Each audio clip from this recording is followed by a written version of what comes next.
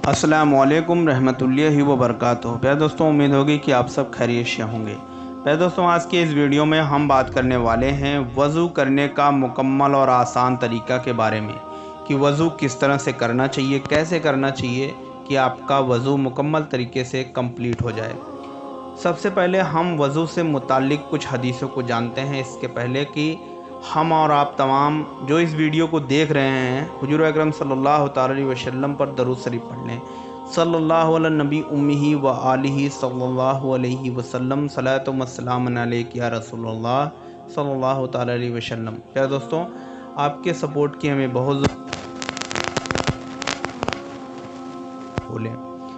सबसे पहली जो हदीस है बुखारी और मुस्लिम शरीफ की हदीस है कि हज़रत अबू हुरैरा रदियल्लाहु ताला अन्हा से रावी है कि हुज़ूर अकरम सल्लल्लाहु ताला अलैहि वसल्लम का इरशाद है और वो फरमाते हैं कि क़यामत के दिन मेरी उम्मत इस हालत में बुलाई जाएगी कि उसके मुंह, हाथ और पैर वज़ू की वजह से चमकते होंगे। तो जितना हो सके चमक पैदा कर लें। कहने का मतलब जितना हो सके आप वज़ू करें। कल क़यामत में सबसे ज़्यादा मुंह, हाथ और पैर उन्हीं के चमक रहे होंगे।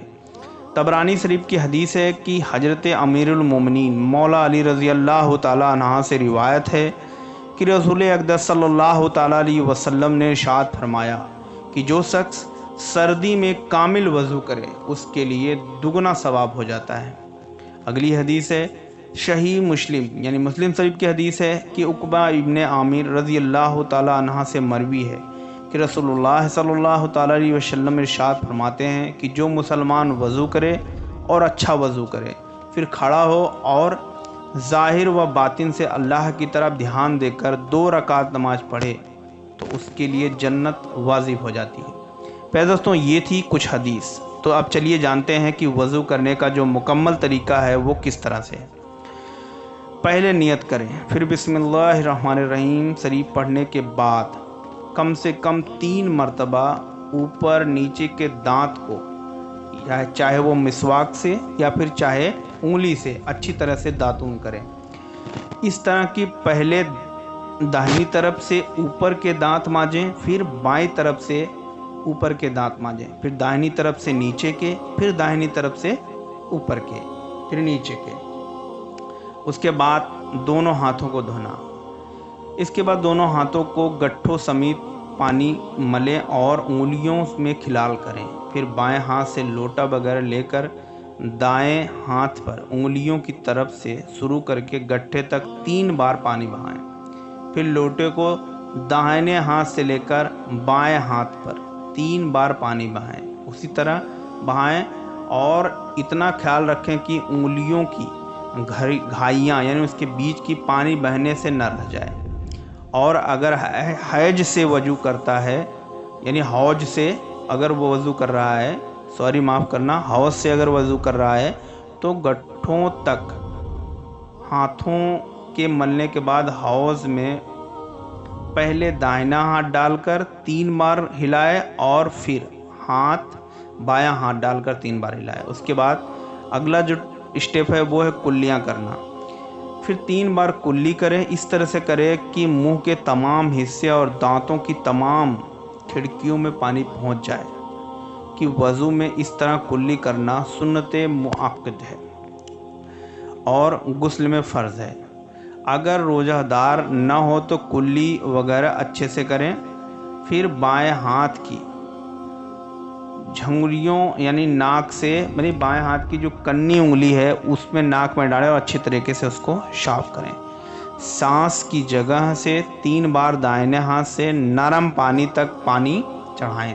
यानी कहने का मतलब है कि नाक के बराबर जो बांस है वहाँ तक पानी पहुँच जाना है ताकि कोई बाल धुलने से बाकी न रहे। अगला जो स्टेप है वो है चेहरा धोना। फिर चेहरे पर अच्छी तरह पानी मलकर इसको 3 बार इस तरह से धोएं कि एक कान की लौ से दूसरे कान की लौ तक और पेशानी से ऊपर के कुछ हिस्से से लेकर ढोड़ी यानी नीचे की जो ठुंडी है थोड़ी सी नीचे तक हर हिस्से पर पानी बह जाए।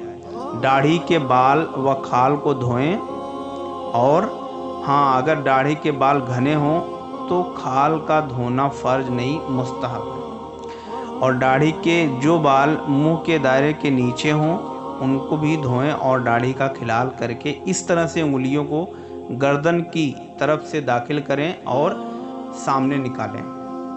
फिर दोनों हाथों पर कोहनियों समेत पानी मल कर पहले दाहिने हाथ पर फिर बाएं हाथ पर सारे नाखून से शुरू करके कोहनियों के ऊपर तक बाल और हर हिस्से खाल पर 3 बार पानी बहाएं।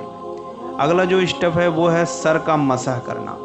फिर सर का मसह इस तरह से करें कि दोनों हाथों के अंगूठे और कलमे की उंगली को छोड़कर बाकी 3 उंगलियों के सिरे मिला लें और फिर पेशानी के बाल उगने की जगह पर रखें और सिर के ऊपरी हिस्से पर गठ्ठों तक उंगलियों के पेट से मसह करता हुआ ले जाएं और फिर सर से जुदा कर दें।